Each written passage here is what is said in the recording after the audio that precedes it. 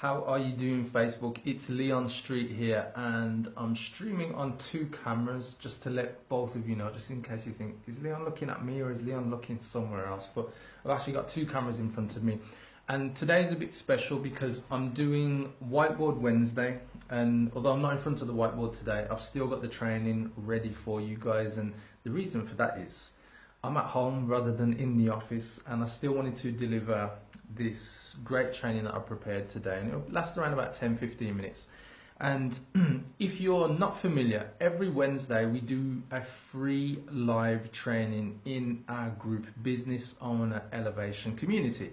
So if you're not in the Business Owner Elevation community, I'm doing this one live in the group, and I'm doing it live on my personal profile so that you guys who aren't in the group get the benefit of seeing actually what we do within our Facebook group. So if you're not part of the Business Owner Elevation community group on Facebook, make sure that you do join, guys, because there's a lot of value, and I'm doing this live especially just to show you what we lay down in the group. So you get myself, Leon Street, there's also Robert Dean Smith, and then you've got Phil Faulkner, who at the moment is sunning it in Ibiza, and I'm sure at some point he's going to be doing a live video from there. So thanks everybody jumping on. So today's content basically is, clients, you're not generating enough. And I'm going to show you why, guys. I'm going to break this down into three key areas. So for everybody watching in the Facebook group, welcome. You guys know all about this. You see this every Wednesday. And for everybody watching on the personal profile, if you're a business owner, if you're a coach, consultant, this is for you. If you're not any of those and you just like the training, you're welcome to stay on board. And as I said, it'll be around about 10-15 minutes. If you've got any questions, just please leave them in the comments. But I'm going to break this down into three key areas that I want to help you guys generate more clients. And I'm going to kick off with area number one when it comes to generating enough clients. And this kind of stems from a Facebook Live that I did earlier this week on my personal profile. And then the other thing is, it stems from conversations that I've been having with some clients as well. And a lot of the time people want to generate new clients and they kind of want to jump straight into, you know, let me just put a message out there with no real thought about what needs to happen behind it. Kadia, thanks for jumping in. And like I said, there's not much thought that goes behind it, and that's probably one of the key issues when it comes to marketing your business. And a lot of people, they just want to get out there and just say, right, here's a service that we do, and just expect people to say, yeah, I want to buy from you. Or the other one is, you know, people just want to say, I want to get out there, you know, I'm amazing, I've got unique selling points. But actually, by the time that their message gets out there, it's kind of in the sea of sameness. You're kind of generic. Everybody else is saying the same thing, doing the same thing. And it's kind of like, how do you break out of that? And so I want to hit home right at the beginning in point one. And point one is all about your market and your niche. Now, when it comes to understanding your market and niche, it's really important. And it's important because a lot of people skip this step. They don't really think about what's the market that I'm in. And let me break it down. There's probably three key markets, like as the kind of major markets that exist, and there's health, wealth, and relationships. And no matter what business you're in, you will fit into one of those markets. And just so that you can take this one on board, each of those markets have sub-markets. So it's almost like a subcategory. And it's your job as the business owner to identify what sub-market your business belongs to, and more importantly, what hot sub-market, because you don't want to have a business where you're marketing, you're preaching, you're putting your messages out there, you're promoting, you're providing value to people, and you're in a place where there's no buyers. And I've heard this before where people say, you know what, I've got this amazing, unique selling point, so cool that nobody else is doing it and it doesn't exist. And people go out and launch, and they try and launch something where people aren't buying already, so the market's not hot. And so let me just make that absolutely clear, guys. Don't think I'll go where people don't exist already and there's no buyers, because guess what you're going to get? You're going to get ghost town. There'll be tumbleweed. There'll be nobody there. You always want to go into a market where there is existing customers. But here's the real key thing, guys. Once you found a hot market as a sub-market out of health, wealth, and relationships, what you want to do is carve out a niche. So if you're listening from America or outside of the UK, you may refer to it as niche. in the UK, you guys, it's a niche. We all know it as a niche, but your niche is the place where you really need to carve out your own niche. And there's a lot of businesses out there who, like I say, this important step of identifying your market and your niche, most people just skip it. They have no clue, and it's really important. So let me just give you an example. So a niche in my industry where I help business owners, coaches, and consultants, one niche might be online marketing for coaches who are authors. So that's one example of a niche. And so they would be in the health market, and a sub-market of that might be, let's say, online business. So I'd be targeting coaches, consultants who are in the wealth market, who have an online business. So that would be the sub-market. And then the niche would be online marketing for coaches who are authors. So as an example, I've got another one for you as well. So I might be targeting online marketing for coaches who are speakers as well. So that's another niche. And the whole point is, you might be thinking, well, Leon, surely you're limiting who you're trying to impact or who you're trying to target with your market. But the thing is, most people want to go big because obviously the internet's big. You hear about all these great opportunities to target thousands, millions of people through things like Facebook ads and other advertising platforms like Google AdWords and so on.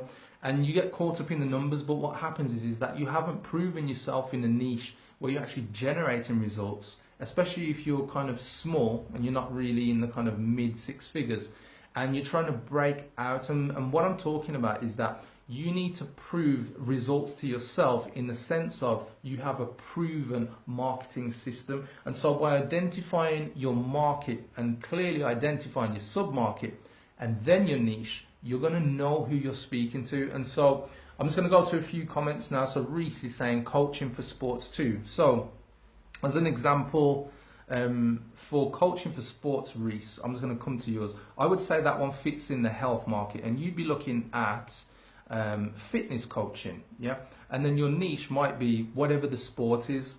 You've got to get specific on that. So I'd say with coaching for sports, again, that's health. Then you've got coaching for sports, and then whatever the specific sport is. If it's kind of just general sports, then I think you've got to get more specific around what kind of sport. One of our clients recently, they've put a program together, an online course, and it's for weight cutting, and that's specifically for MMA fighters, Olympic wrestlers, and I believe boxers. And so even though they've got a product, there's actually 3 kind of sub-markets there that they're going for. But the cool thing is that that product can then be niched into those 3 sub-markets, and he's starting with one first. And so what I would say is always look at how you can really get into the sub-market and then niche. So I'm just coming back to Reese because he's added a bit more. So yeah, I coach AFL, cricket, soccer, basketball, mainly cricket and AFL.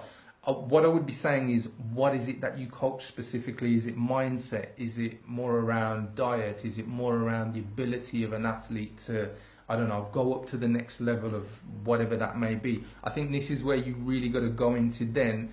Once you understand that, that's where you can then carve out what your niche is, because quite clearly you're in health, you're then in sports, coaching as the kind of sub-market, but you really need to know what is that niche, and that is kind of, I'm sure one of those sports are probably more, what's the word I'm looking for, it's more popular, or probably one of the services that you provide more of a service to your clients in. And I would say go with that as your key one, because that way you're going to really start to spot what's the trend in, who you're helping right now. So that is step 1. Get clear on your market and your niche. Don't get stuck in the sea of sameness. And the reason for that is you'll end up like all the other business owners that aren't doing well. Yeah, you'll flop. Anyway, let's go into point 2 then, guys. So if you're just joining us, the topic today is clients, you're not generating enough. And I'm going to show you how. The first step was really just to go over identifying what your market and your niche is.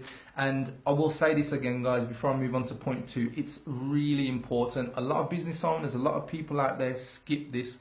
And I'm telling you, if you want to get a business that generates, great leads, great sales, great inquiries, and as a result of that, great sales, you need to identify your market and your niche. That's really important. So step 2. So step 2 is all about the pains of your potential customers.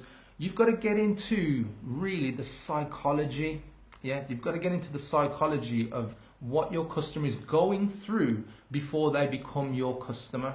Yeah, and the reason why I say this is because, you know, whether somebody's buying, let's pick something random, whether somebody's buying gloves, like rubber gloves to do the washing up, whether somebody's buying, I don't know, washing powder to get the whitest whites from their white clothes, their pain is they need something, a product or a service to fix the thing that they want to solve. So whether they want a white t-shirt, this is not quite white, it's light blue, or whether they, you know, they want to fix a punctured tire, you've got to think of what is it that they're going through in terms of the psychology, the emotions that that person is experiencing from the devastation of not having washing up gloves to do the washing.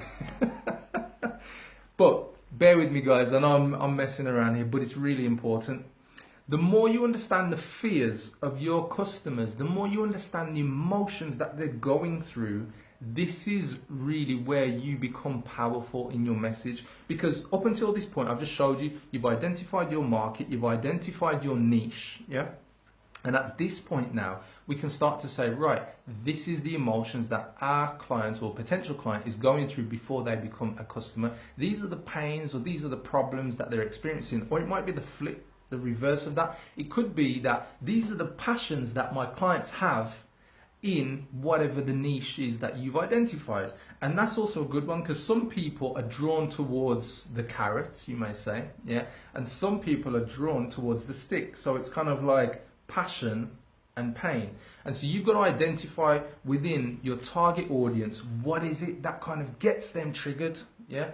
And so for a lot of people, it's going to be pain, it's going to be fears. So as an example, for instance, if I'm targeting business owners, that's my target, business owners who are coaches and consultants. Some of their fears are being broke, cash flow ups and downs, they're not generating enough leads. So what does that trigger in terms of emotion? So generally, there are things like mild depression, yeah? There's the hang-ups of expectations of other people, whether they've got a young family, an established family, whether there's friends, whether they have a partner who's dependent on them. So there's financial struggle. So there's things like that. And so I'm getting into the kind of psychology of really understanding who my audience are in terms of emotions, in terms of values. So for instance, like what is it that they value? As a business owner, most of them value freedom. Because you become a business owner to make your own choices. You want to drive sales in your business so that you give yourself more choices by having the income, by having the bank account that allows you to choose different things.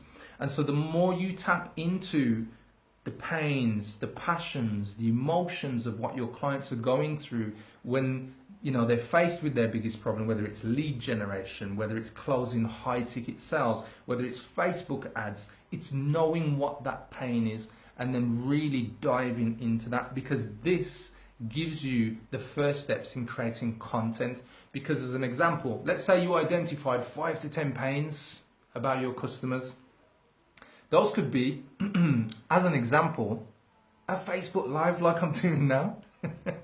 Or it could be a Facebook audio, it could be a video you put out on YouTube, it could be a webinar, it could be a video series, it could be a podcast, it could be a blog, an article. And the reason why there are all these different formats is pretty simple. There's some great channels out there, social media channels, but the other thing is you just need to think about, whilst your customers are going through, you know, either these pains or they're triggered by these passions, you need to engage with them. And some people like to read, some people like to watch, some people like to hear. So don't just think, oh, I'll create a blog and that's the end of it. You've got to think about what types of multimedia, what types of content you can create to hit the modalities of a human being. So visual, auditory, kinesthetics are what they feel when they come across your message. And this is massively important, guys.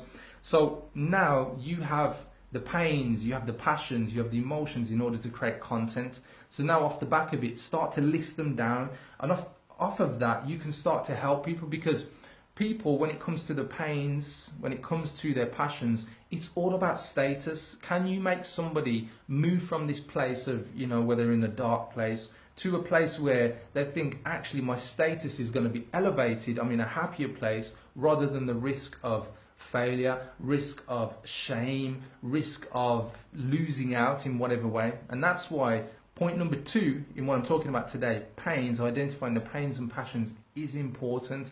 The more you understand your client, the further forward you're going to be when it comes to helping yourself to generate more leads and more clients.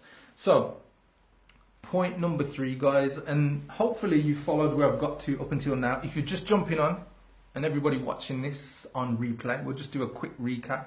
So we're looking at clients. You're not generating enough, and I'm going to show you how you can. So step 1 was looking at your market and your niche, an often overlooked step, and it's massively important to the success of your business. Step number 2 was looking at the pains and the passions.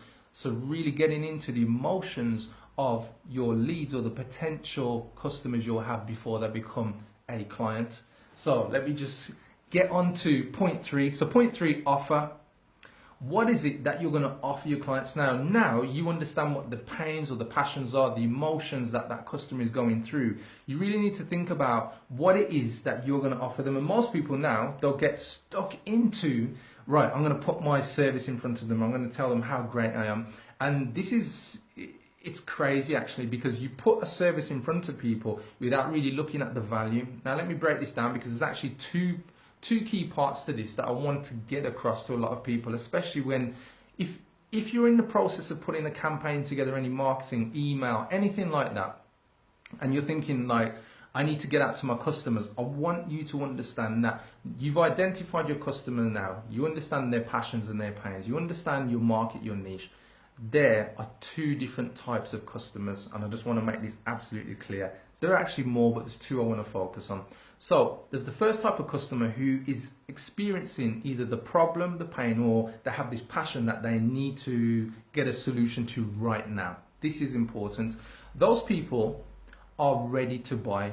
They're solution aware, they understand what's going on, and they need to know through probably testimonials, case studies, that you can do what you say you can do, and they need to know what your offer is, so you need to present it to them. That's step 1. And the second type of customer needs a bit of warming up, and generally that warming up is going to take place over a 21-day period up to 3 months. Yeah, and this comes from a book by a guy called Chet Holmes. He talks about the customer buying pyramid. But I want to make this absolutely clear, because there's lots of people out there who are talking about putting lead magnets together, you know, all these different things to warm people up. But what they're actually doing is warming people up who are only going to buy after 21 days up to 3 months. Whereas there's other people who are actually probably ready to buy now in the next 21 days. Like in that next 21 days, I can commit, make a payment. It's just like when somebody walks into, I don't know, a car showroom and like, I want the car now. Now you need to look at your marketing. Are your messages that you're putting out there, are they speaking to these different types of customer? People who want to buy now and people who need a bit of warming up. And that's important, because a lot of the times, you know, I hear it a lot. People say I need to get my lead magnet, my ebook, I need to get my webinar. And actually what they're missing is that there are other people out there right now who, if you put the right message in front of them, they'll buy now, or at the very least, they'll speak to you and then they'll buy. Yeah. So that is point 3, offers. And here's where I want to get to, guys. Now, I have some props with me. So here's one book. Yeah. So if you're watching this in the Facebook group, you're probably seeing it in the right way around. If you're watching this on my personal profile, you're seeing this stuff in reverse. This one's called The Boron Letters by Gary C. Halbert.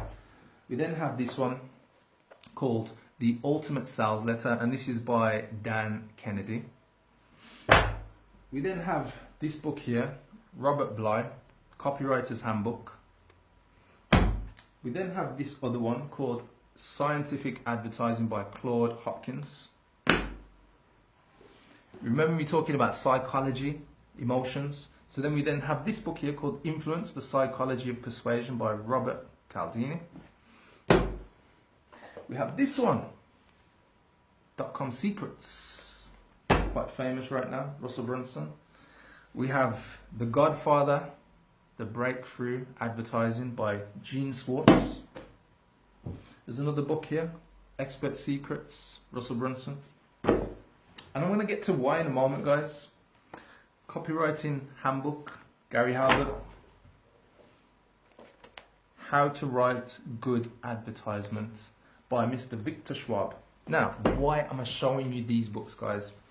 So, when it comes to your offer, you need to understand how to create an offer that gets people to take action. It's called direct response. The books I've just shared with you when you watch this video back, these are great books, by the way. So if you haven't got them already and you're into, business in the sense of you want to generate more sales and leads, you'll probably want to give some of these books a read, at least in the next 12 months. It depends on, how desperate you are to generate more leads. But here's the point.